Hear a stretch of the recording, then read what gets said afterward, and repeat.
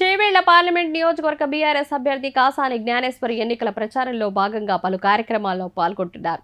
అంతేకాకుండా పలువురు బీఆర్ఎస్ ఎమ్మెల్యేలు మరియు ఎమ్మెల్సీలు కాసాని గెలుపు కోసం విస్తృతంగా ప్రచారం చేస్తున్నారు.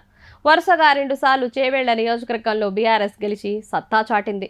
అందుకే మూడోసారి కూడా బీఆర్ఎస్ పార్టీ చేవేళ్ల పార్లమెంటు సీటును దక్కించుకోవడం ద్వారా హ్యాట్రిక్ కొట్టడం ఖాయమంటూ ఆ పార్టీ నాయకులు మరియు కార్యకర్తలు ధీమా వ్యక్తం చేస్తున్నారు.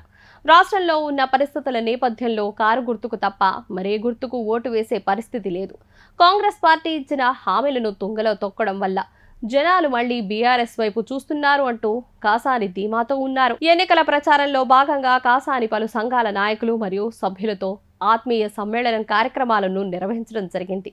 అందులో భాగంగా సయ్యద్పల్లి గ్రామంలోని మసీదుల్లో ముస్లిం సోదరులు పెద్దలతో కలిసి చేవేళ్ల పార్లమెంట్ బీఆర్ఎస్ ఎంపీ అభ్యర్థి కాసాని జ్ఞానేశ్వర్ ప్రార్థనలు చేశారు.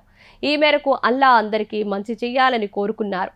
అనంతరం మసీదు పెద్దలు ఆయన్ను ఘనంగా సన్మానించి ఆశీర్వదించారు. తర్వాత ముస్లిం సోదరులను పరిచయం చేసుకున్నారు. వారికి అవసరమైన సదుపాయాలను ఏర్పాటు చేస్తానని హామీ ఇచ్చారు. దోమ మండల కేంద్రంలో మంగళవారం బీఆర్ఎస్ నాయకుల సమావేశం ఏర్పాటు చేశారు.